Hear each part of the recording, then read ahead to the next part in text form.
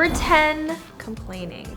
During the royal tours, the smiles and nice photos covered up the behind the scenes of the royal tour, which was apparently a nightmare. The tour is an amazing time to empower others and be a good role model as a royal. It's tradition and is keen for the royal family to build good relations and also good for publicity. Only issue is Meghan didn't see the importance in that and has been quoted on multiple occasions by staff for saying, "I can't believe I'm not getting paid for this." Meghan, you got to travel the world and be treated as a royal. Is that not enough? Number 9, sister drama. Meghan's sister Samantha admitted she was being paid for press. I'll let her own words speak for herself in this one. "I worked in media most of my life and in broadcasting, so because my sister is suddenly royal isn't grounds for me to stop doing all of that. Let's face it, we all have to survive. Money makes the world go round, so if you want to call that cashing in, that's fine, but I think no one in the media would refuse a paycheck for talking about the royals. As a family, we're not subject to royal protocol. Why would I stop living because we have a family issue going on?" Considering the sisters have never had the greatest relationship, I'm not surprised that she has a problem throwing Meghan under the bus, but I just feel like she could have had a bit more class rather than making these desperate attempts to cash in. Not on good terms with the in-laws. Number 8. When news of Harry and Meghan's move out of Kensington Palace to strike out on their own first broke in November of 2018, the public and the press came to a unanimous conclusion as to why that would be: Meghan. Everyone pointed the fingers at the new royal, suggesting her alleged difficult Duchess attitude was not just reserved for the staff and had caused a feud between her and Kate. Obviously, all that turned out to be untrue. The Sussexes were expecting a baby and wanted more space than the 2-bedroom apartment they lived in at Kensington Palace. Kate and Meg have always had problems, and it came out in November that there was a ton of tension between the royal family as Kate and Meghan were not getting along. This meant that Prince Harry and Prince William were also not getting along, and the whole family just wasn't seeing eye to eye. And this was the hardest on Queen Elizabeth, who was so fed up with the drama, she made Kate and Meg sit down and sort it out. On to number 7, mistreating staff. Leading up to the Oprah interview, the Times reported accusations that Meghan mistreated her palace aides and staff prior to the 2020 exit. While Meghan denied the allegations, noting in a statement to Us in March 2021 that she was saddened by the latest attack on her character, the palace revealed they were investigating the claims. They released a statement saying, "We are clearly very concerned about allegations in the Times following claims made by former staff of the Duke and Duchess of Sussex. Accordingly, our HR team will look into the circumstances outlined in the article. Members of staff involved at the time, including those who have left the household, will be invited to participate to see if lessons can be learned." The royal household has had a dignity at work policy in place for a number of years and does not and will not tolerate bullying or harassment in the workplace. On to number 6, doing what she wants. It seems like Meg was trying to make a point by going to vote even though royals are forbidden to do so. After she posted a picture of her wearing a sticker indicating that she had gone to vote, it was not well received in the UK, and even though she is no longer an official member of the royal family, she is not permitted to abide by those laws, but it definitely is savage of her to do this knowingly since she is married into that family. Many others were not surprised at this act because she has been known to be an activist and stands firmly in everything she believes in. So for her to continue being the same way and not conforming to the laws of a country she wasn't even born in isn't the worst thing in the world. Number 5, short temper. Meghan and Harry's whirlwind romance has been in the spotlight pretty much since they got together. With fans and haters watching their every move, this couple is used to getting lots of attention whether they like it or not. When Harry got with Meghan, people started watching Meg like a hawk. And naturally, when you're part of the royals, people are going to be more inclined to know what you're like. So that's kind of fair. As someone part of the royal family, displaying strong emotions is not necessarily expected, especially in a public setting. After being invited as a guest speaker at the Power of Women charity benefit, Meghan seemed irritated after pictures of her were published where she was seen lashing out at an employee in the parking garage. Pictures published in the Daily Mail show her looking pretty ticked off while pointing directly at someone. Some believe she was scolding one of her employees, while others say she was letting a parking attendant have it. As a royal, I think Meghan should have been more mindful of her position and the amount of eyes on her, but hey, there might be more to the story because it's hard to figure out pictures out of context, right? Number 4, abrasive. Meghan was accused of abrasive behavior towards staff members and diplomats. According to the explosive royal biography, looking back at the Sussexes' visit to Sydney, Australia, where they received an amazing reception, Tom Bower wrote, Meghan was allegedly abrasive towards 4 female staff and even towards local British diplomats. According to one report, Meghan allegedly threw a cup of tea into the air. He continued by saying that her anger may have been partly fueled by Harry, who trolls social media every night searching for snide comments on the internet. Every morning, he and Meghan turn on their phones to surf the internet. That doesn't sound very healthy to me. On to number 3, dad drama. Similar to Harry, Meghan too has some daddy issues. Meghan has been part of quite a few scandals within her family, and if you've been keeping up with her, you would know how deep the drama runs.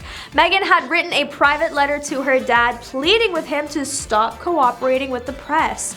In it, Meghan said she felt absolutely blindsided by the pain her father was puppeteered into creating by the media. She said that the lies her father was spreading about her with the help of the media have broken her heart into a million pieces, and claimed that she had only ever wanted to help him, whether it be financially, medically, or with the harassment he had claimed to her that he was experiencing thanks to the paparazzi. At the end of the letter, Meghan begged Thomas to stop lying, exploiting her relationship with Harry, and taking the bait from the press, but he did the exact opposite. Thomas sold the letter to the Mail on Sunday, and the site published it for the world to see even more Markle family secrets. The Duchess later sued Associated Newspapers Limited, owners of the site, for breach of privacy and won. Meghan had a reasonable expectation of privacy, and the site was fanciful to think otherwise. Number 2, ditching friends for royal status. Is Meghan ditching her friends for her royal status? A former friend and colleague who said Meghan ghosted her was Gina Nelthorpe-Crown, who found the future Duchess to be hugely charismatic when they first met in 2014. Nelthorpe-Crown said she last heard from Meghan when the future Duchess told her she was giving up her career and terminating their contract. Ouch. Meghan felt no type of way about letting go of her former friends. It seems as if a couple people have claimed that she cut them off as soon as she and Harry became serious. I wonder how Harry feels about this. But at the same time, if Meghan knew these people would share her business, then it would only be safer and easier for her to keep her distance from them. Clearly, they're still talking about her and airing out her past, even though she doesn't talk to them anymore. Did the Duchess make the right decision?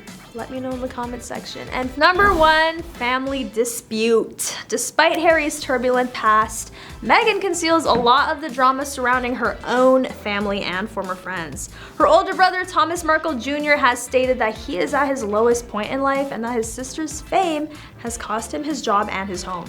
After being evicted from his rental home in Grants Pass, Oregon, Markle Jr. was living in a small hotel room with his fiancée, son, and 2 dogs. In an interview with The Sun, Markle Jr. stated that being referred to as Meghan's crazy brother has prevented him from finding a new residence or job. On top of that, he attributed his demise to his sister's global fame. In the past, the half-siblings have voiced their disapproval of Meghan in the media and asserted that she avoids family and friends when she believes they are of no use to her. That tea is hot. The relationship between Markle Jr. and his sister have been difficult for some time, and Samantha and Markle Jr. have been called opportunists by Meghan's fans who want to profit from her fame. However, Markle Jr. claims that he's been living under a microscope ever since Meghan's engagement to Prince Harry in 2017, and that the negative attention brought on by his sister's fame has prevented him from finding employment. Despite the strained relationship, it is evident that the Duchess of Sussex's fame has had an impact on their lives and drawn both positive and negative attention to him. In her new book, The Diary of Princess Pushy's Sister Part 1, Samantha, Meghan Markle's half-sister, makes some controversial assertions regarding the Duchess of Sussex. Sam asserts that the royal is demanding, belittling, and controlling, and allegedly does not express gratitude to their father Thomas for his financial assistance. Instead of expressing gratitude for the things she received from their father, Markle is alleged to have acted in a controlling manner. Despite the book's negative portrayal, Samantha claims that it was not written with the intention of attacking her sister or in-laws. It's important to remember that Samantha once made comments about her half-sister that made the news. She's spoken out in the media about her strained relationship with Meghan and made statements about the royal family that have generated controversy. However, it's unknown how much weight these most recent claims will carry in light of Samantha's previous actions. Number 10, awkward encounter. King Charles and Liz Truss had a rather awkward greeting at the first weekly audience, which is essentially a brief but entirely private conversation between the monarch and PM each week. The awkward exchange between the two has been captured on camera and was being shared on Twitter for obvious reasons. In the video, we see them enter through the imperial entryways flanked by royal residence staff. And after that, the Prime Minister makes a bow and starts to step forward to shake the king's hand. Truss said, "Your Majesty, great to see you again." However, Charles responded in a manner that may have been unexpected. Back again, Truss responded, "Well, it's a great pleasure," to the monarch's likely joking comment. The king could then be heard to say, "Dear, oh dear." Anyway, turns out Charles can be shady too. Charles had also announced he would not be attending COP27 in Egypt after Truss supposedly objected to the monarch making an appearance at the International Climate Change Summit.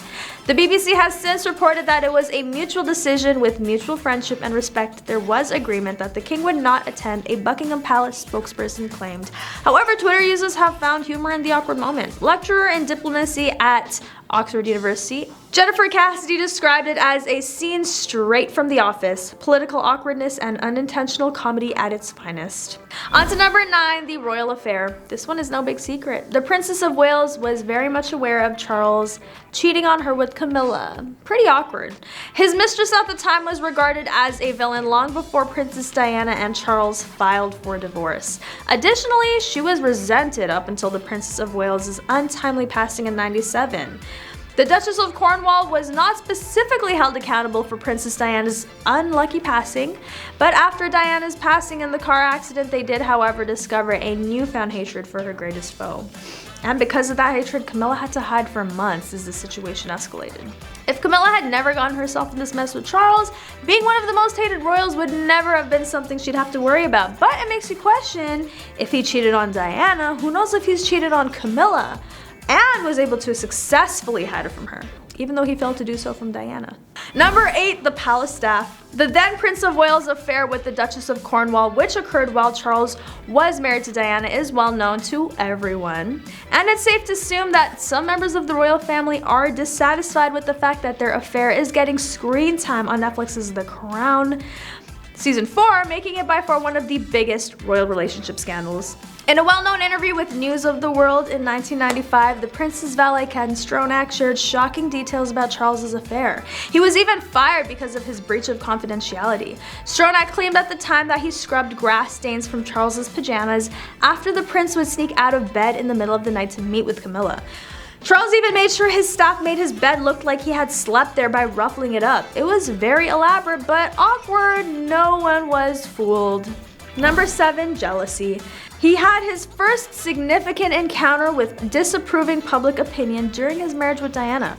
Archival footage of the couple touring Australia shows how jealous he was of how much popular she was. Diana confirmed that Charles envied the public's devotion to his wife in her explosive '95 interview with Martin Bashir. In her words, "The pressure on both of us as a couple with the media was phenomenal and misunderstood by a great many people. We'd be going around Australia, for instance, and all you could hear was, 'Oh, she's on the other side,' with Diana clarifying that the waiting crowds were expressing their disappointment that Charles was closer to them rather than Diana." Awkward. Number 6, Tampon Gate. One of the worst kept secrets of the royal family was Charles's extramarital affair with his now wife and queen, Camilla. After Charles and Diana formally announced a separation in '92, a transcript of a phone call between Charles and Camilla from '89 leaked to the media, with the whole incident being referred to as Camilla Gate. The transcript revealed some rather awkward and bizarrely erotic details in the secret relationship. Charles starts off with the usual banter of how he cannot live without her, but then progressed towards getting into her pants.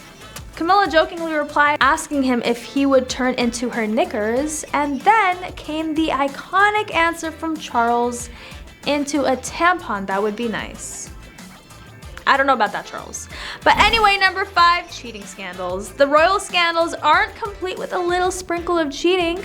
The then prince infamously had an affair with Camilla while married to Diana, and if you're unfamiliar with the story, the late princess had known about the affair and even had affairs of her own, but the lack of attention she was getting from her husband, also the father of Harry and William, was upsetting for her. After the transcript of a phone call between Charles and Camilla was leaked, which, side note, is very invasive, it revealed their affair because of how sexual the phone call was and was later named as we just mentioned, the Tampon Gate scandal. All the Princess Diana lovers also made it their mission to become extreme haters of Charles, and even Camilla, leaving the royal affair and the two involved very unpopular amongst many. The HBO documentary The Princess even insinuates that Charles may have been jealous of how much more popular Diana was than the prince himself. Yikes. That's a little embarrassing, but to be fair, the late princess was a true icon in more than one sense. I mean, her fashion choices are still being recreated in this day and age. Her impact was crazy. Now for Charles, don't beat me up, but I don't think we can say the same. Now, although we are unsure how the two sons feel about their parents' tragic ending, this family does seem to stick by each other, because even when Prince Harry made the big boy decision to move out of the royal palace and lifestyle that came with it, as a father, Charles made sure his son and daughter-in-law had a comfortable start to their new life. Even though I'm sure he was unhappy with their decision. But number 4, political scandals. King Charles had once been accused of attempting to influence the British government. In 2015, Charles received confidential papers on the inner workings of the British government that even elected ministers hadn't seen. How did he manage to get his hands on these papers? I have a feeling the excuse is that he was a part of the monarchy, but that's not a good enough reason. The Guardian received 27 memos dubbed the Black Spider memos because it showed that the royal prince was somehow engaged in efforts about a range of issues, from orders of military helicopters during the Iraq War to illegal fishing of the Patagonian toothfish. The controversy here is that some people believe it is normal for a royal to be involved in political affairs, while some think the members of the royal family should stay out of politics. But what do you think? Let me know in the comments section if you believe royals should be involved in politics or should just stick to the other royal duties that should steer clear of the political side. Number 3, financial scandal. Another scandal for us to talk about. Charles allegedly accepted unofficial commissions from a previous Qatari prime minister for his charitable endeavors. Sounds fishy. Charles had also drawn criticism for his lavish spendings. The king has 6 homes on his estate, 11 secretaries, a large staff of servants, many expensive cars, and an annual salary of $20 million. I get that he's a king, but it's very interesting to know not only does he have this insane annual income, but on top of that, the whole family is extremely, and might I add, suspiciously secretive of their wealth. And where exactly are they possibly getting this amount of money? The taxpayers. For any theories, I want to know what you think they could be doing for them to be able to afford this lifestyle. Number 2, charity scandal. Another scandal the king had been involved in. British police had launched an investigation with Charles's charity, the Prince's Trust, after reports of a cash for honors scheme. Earlier this year, accusations were made that a close aide, Michael Fawcett, offered a Saudi tycoon a knighthood in exchange for $2 million in donations. The investigation started after it was reported that Fawcett stepped down from his role as the chief executive of the foundation after being accused of misconduct. It was reported that tens of thousands of dollars were paid to make up for links to the prince. So basically, they were trying to bribe Fawcett by offering him a royal title in exchange for money which allegedly would be going towards their foundation. Suspicious. And finally, number 1, not the people's king. As hard as it might be for Charles, a key part of being the king is winning over the people. And as overwhelming as his scandalous past has been, it's no surprise that there are still people who do not care for him as king. Many reports from royal sources have claimed that the newly appointed king has waited 70 years for this moment and wants to do as much as he can to become a progressive monarchy and also to win over the hearts of the nation as well as internationally. But because of their actions, media outlets and those who are engaged in the royal family drama, like us, have been diving more into the history of the royals, which, let me tell you, is not the most perfect or influential history in the world. Tainted by the countless controversies and scandals, the royal family has been catching a lot of heat about how they are not using their power for the greater good, but are rather abusing it while also remaining secretive. But what are your thoughts? Do you think the royal family is being smart about the power they have? Considering the scandals the king and other members have been a part of, is it acceptable for them to be the way they are? Number 10, be scare. This caught on camera moment should be definitely labeled awkward. While on a trip to New Zealand, Camilla Parker Bowles and Prince Charles made a number of stops at important locations, all in order to soak in the gorgeous New Zealand culture. Well, things didn't exactly go to plan while they were meeting a Tuatara reptile. Let's explain. As noted by Sky News, the royal couple visited the Orokonui Eco Sanctuary in the South Island near Dunedin. While at the sanctuary, they got up close and personal with a little lizard-like creature, and from the photos, they seemed both enthralled and repelled. But things went sort of downhill. As the couple were intrigued by the little guy, a bumblebee did a straight dive towards Camilla, who swatted the buzzing creature away. So what did the bee do? It went for Charles. And the king yelped in fright. That's kind of funny. Number 9, when asked about Prince Harry. It literally felt like the sky had fallen on the monarchy when Prince Harry and Meghan announced they would be stepping back from the roles as senior royals. But that was just the beginning. Their departure led to a rather public and very brutal feud between Harry and members of the royal family, particularly William and Charles. Not too long after the news dropped about Harry and Meghan giving up their roles, Camilla attended the 40th anniversary of the Prospect Hospice Swindon. As noted by Entertainment Tonight, a reporter shouted to her, "Will you miss Harry and Meghan?" as she was leaving this event. Here's where things got awkward. She paused and smiled and said, "Course," while walking away. The whole thing was pretty cringe-worthy. Some people took to Twitter to express their thoughts on the awkward moment, with one saying that the body language doesn't match up. I'm gonna have to agree with that. Number 8, the difficult umbrella. We've all had fights with an umbrella, there's no doubt about it. Ever walk down the city streets of New York or Chicago during a rainstorm and your umbrella just refuses to open because of the wind? There's no graceful way to recover from that, and it turns out that even royals have to deal with particularly awkward incidents like those. As noted by the Daily Mail, Camilla and Charles were visiting Malta, and as they stepped off their plane, the rather blustery conditions proved to be quite difficult for Camilla and her umbrella. As she joined her husband outside the plane, Camilla was met by a huge gust of wind that basically forced her into fighting with her umbrella. She just could not get it to stay open. Luckily for her, a gracious man who was not her husband, might we add, helped her with the device, and she successfully got off the plane and joined the crowd. Camilla's hair also got a bit tousled in the wind, but she walked it off like a pro. Number 7, the Queen and Camilla. Many of us know the late Queen to be a small woman with colorful clothing and great hats, but she clearly knows how to stand her ground. By doing so, she helped to create a very awkward scenario with Camilla in December of 2020. As noted by Express, Camilla joined the Queen, King Charles, and other senior royals in one of their first public appearances together. The untrained eye, the event at which people socially distanced, looked pretty normal, but body language expert Judy James explained that there was a lot of unspoken tension between the monarch and Camilla. According to James, Camilla stood in a very awkward stance, which was only heightened by the Queen's apparent confidence. James also noted that Queen Elizabeth spoke to the band that was playing as well as her family members, with one exception. The Queen actively chats to the band, engaging Charles in the conversation, while Camilla stands back slightly, with her rigidly placed arms suggesting an air of tension or awkwardness. James said, "We wonder what was going on behind the scenes after that event ended." Number 6, awkward hug. You don't have to be a fan of the royals to know that they're not the most affectionate bunch. Take Charles and Diana into consideration. At their peak, people thought that they were the picture of love and happiness, but if you look back at pictures, they seem to barely acknowledge each other, let alone show any kind of physical affection. While things seem to be a far rosier between Camilla and Charles, PDA is still rare, so when a fan from Korea hugged Camilla during a walk around Liverpool, she appeared shook. As noted by Hello Magazine, Camilla was visiting Liverpool and saying hello to the crowd when Monsoon Kim, a big fan, embraced the Duchess. "I was so excited. I've never seen a member of the royal family before," she said. "I was passing and heard the then prince and his wife were coming and decided to say, I hope I wasn't wrong to give her a hug."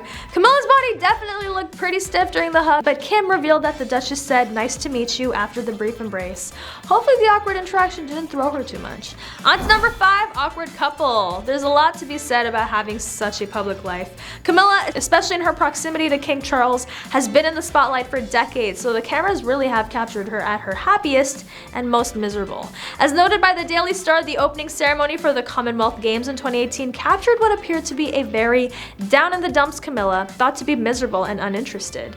If you don't believe us, you might take the word of a body language expert, Judy James. The expert in question told the Daily Star that the event saw Camilla looking anxious, reluctant, and lacking in bounce, and she certainly appeared that way in most photos from that event. James even went as far as to compare Camilla to younger royals like William and Kate.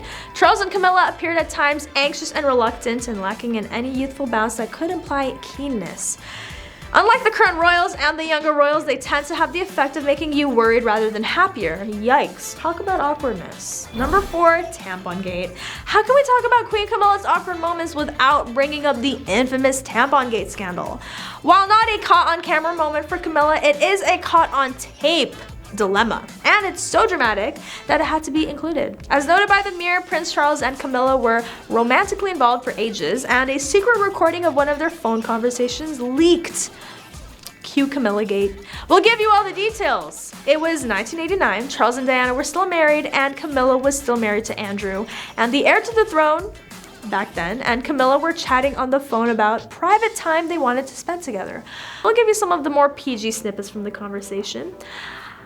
Camilla says, "I need you all week, all the time," to which Charles replied, "I'll just live inside your trousers or something. It would be much easier." Yes, the future king of Britain, guys. The audio recording leaked in 1993 and was published in People with the headline, "Charles and Camilla, the tape." Safe to say it was a very awkward look for those involved. Number 3, Princess Anne and Queen Camilla. The royal family is all about stoicism and looking put together, but that steely demeanor may have gone a bit far on Princess Anne's part. One of her interactions with Camilla was beyond awkward. As noted by Express, Anne and Camilla were pictured together at a formal event. Body language expert Darren Stanton took a look at the interaction in question and immediately pointed to the awkward tension between the two women. "Camilla's hands are not visible. This is a sign of slight anxiety and insecurity," he said. Pointing to Camilla holding a small purse, he noted, "Holding her bag, Camilla's hand position, although taken in a single still shot, appears to be less confident than Princess Anne." Of course, Stanton pointed out Anne's strong personality as having been a factor, but the history between the two women should also be noted. Royal biographer Sally Beadle Smith told Vanity Fair that Anne and Andrew, Camilla's ex-husband, dated in the early 70s. Possibly a factor between the two women that still contributed to the icy tension between them. Number 2, the tension-filled wedding. Weddings can come with heaps of stress, and Charles and Camilla's was full of tension. First and foremost, Queen Elizabeth refused to attend the ceremony while she had given her formal approval for the couple to tie the knot. She did not show up at the actual wedding, making for a rather awkward turn of events. While many speculated that her lack of attendance was a sign she didn't approve of the marriage behind closed doors, it was reported the Queen didn't attend because she is the head of the Church of England and didn't want to publicly promote divorce and remarriage. Blanca Cobb, body language expert, told Geo News that Charles' sons, William and Harry, were visibly uncomfy during the wedding, and the photos evident to pretty much everyone. William specifically was analyzed by Cobb and described as nervous, stiff, and plastered, as it was obvious that he was feeling some anxiety. As for the happy couple, it's hard to say exactly how they were impacted by all the drama, but it couldn't have been the most painless experience. And finally, number 1, Camilla and Kate. This awkward interaction might take the cake. As noted by the Mirror, Camilla was spotted with Kate Middleton and Queen Letizia of Spain at an event in 2019. Sounds harmless so far. Just a couple of international royals gabbing, right? Wrong. Kate was accused of intentionally ignoring Camilla during her conversation with Letizia, as the Duchess of Cornwall was pretty much left in the background of a conversation between the two royals. In the caught on camera moment, Camilla can be spotted trying to engage in conversation and seemingly butt in when she got an opportunity. At one point, Camilla even said something to Kate directly, but Kate just carried on talking with Letizia like Camilla wasn't there. Some people took to social media to point out the Duchess of Cambridge's behavior, with one user writing that the video was awful. So was it awkward? 100% yes. Did Kate intentionally ignore Camilla? It's difficult to say. Maybe she was just having a riveting conversation. Either way, it was not a cute look. Starting off with number 10, his Las Vegas strip party in 2012. In August of 2012, Prince Harry was photographed cavorting with a group of scantily clad women during a wild night out in Las Vegas. The incident embarrassed the royal family and resulted in an apology from Harry for letting them down. The royals just couldn't handle Harry's wild side, clearly. But on to number 9, his Vegas pool game fight. Just months after his Las Vegas strip party scandal, Harry was involved in another embarrassing altercation when he was photographed wrestling a friend while playing a game of pool on vacation in Croatia. Although he later claimed the incident was a play fight, it still didn't go over well with members of the public who were concerned about his behavior. Number 8, attention to down there. One story about Prince Harry's frost-bitten genitals, which gets far too much attention in his memoir, made headlines before Spare even came out. Prince Harry travels to the North Pole in advance of Prince William's wedding to Kate and returns home with frostbitten ears, cheeks, and todger. Upon arriving home, I'd been horrified to discover that my nether regions were also frost-nipped, which is literally an excerpt from the memoir. One very close mate hired a seamstress to make me a bespoke cushion. He writes later when he sets out to the South Pole with actor Dominic West, who would later portray Charles in The Crown. It was made from pieces of the softest fleece and was square, supportive, and enough said. Number 7, docu-series. Since the backlash from the interview didn't seem to do anything to Harry and Meghan, it was followed by their tell-all docu-series that dives into the personal lives of the couple and their experiences at the royal castle, which they felt was super important to share with the rest of the world. And just to be clear, this caused just as much, if not more backlash, with more people questioning why the couple keeps sharing all these personal stories after claiming they want to keep their personal lives away from the media attention. Many people have questioned if this couple decided to drop this Netflix miniseries to make extra cash, since it doesn't seem the royal cash flow is enough to keep their family stable, and what would be better than milking the story of the royal family and exposing them for more money? Obviously, the royal family did not appreciate these attempts from the couple to bring them more attention while trying to give them a bad rep. But to be fair, the couple themselves don't have the greatest rep among many people. And then, of course, Harry targeted the British media and their attempts to exploit the royal family. During the 3rd episode of the series, Harry describes the role that royal correspondents play in the British media. And number 6, profiting off the family. Even though they aren't gonna be making money as working members of the royal family, the couple has found other ways to collect their checks. Along with their highly controversial Netflix series and the memoir Harry released, I have a feeling this couple has found their sweet spot when it comes to content the audience will pay for. And you guessed it. It usually involves never heard before tea on the very private royal family. Their production company, Archwell Productions, signed the $100 million deal to make the Netflix series, as well as a $25 million deal with Spotify, where Meghan hosts a podcast and discusses real-life issues with celebrities. And even though they were not paid for the interview they had done with Oprah, it cost the royal family their reputation. Meghan and Harry chose to expose the royals in the CBS special, where allegations of racism were brought up, unfair treatment towards Meghan, and even how they were cut off financially by the royals after stepping back from their royal responsibilities. But as juicy as the memoir is, Harry does not seem to hold back his distaste for the relation the royals have with the British media. Harry even insinuated that the relationship the royals have with the press has dictated a lot of kinds of attention and headlines they've had, calling them an extended arm of PR for over 30 years. We already knew how much Harry dislikes the paparazzi, especially after his mother's fatal car crash, so I guess there's no surprise that he decided to go in on the British media and their invasive tactics. But to be fair, I can't blame him for being annoyed with them. I can imagine how tiring it is to have to be careful of how you live to avoid making headlines as often as they already do. Number 5, his performance of God Save the Queen. During an interview, a cringe-worthy moment from Harry's youth occurred during a TV interview in 2000 when he launched into an off-key rendition of God Save the Queen that his brother and father could not help but laugh at. The interview was later deemed inappropriate for broadcast by Buckingham Palace due to, Harry's behavior. And number 4, high on laughing gas. The fact that Prince Harry wrote about the birth of his son is not strange. Rather, the specifics he provided were fascinating. He, for instance, used Meghan's laughing gas. He writes, "I took several slow, piercing hits. Meg laughed and rolled her eyes as she bounced on a huge purple ball, a well-known way to push nature. I took a few more blows and now I was also bouncing. A nurse tried to give Meg laughing gas when her contractions started to get stronger and faster, but nothing was left. I could see the nurse slowly forming the idea as she looked at me and the tank. I apologized, Meg snickered. The medical attendant needed to chuckle and immediately changed the canister." Counting down to number 3, frosty family complaints. It was a known fact that many did sympathize with the Sussexes' complaints about their cold reception in Britain and a few royal protocols that did not sit well with them. But some accusations against the palace and the press feel wild and over the top, which is not doing the couple any favors in the opinion polls either. According to sources, the Sussexes are now among the most unpopular public figures in Britain.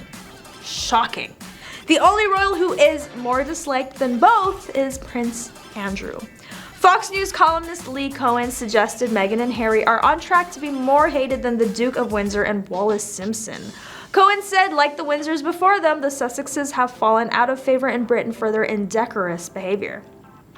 Yikes. But while the Duke of Windsor let his people down by being irresponsible, he and his wife did not seek the spotlight in any meaningful way, nor did they exist as the Sussexes seemed to, hell-bent to destroy the monarchy. Harry didn't seem to have any problems throwing his brother, father, and even late grandma under a big red double-decker London bus, but can you blame him?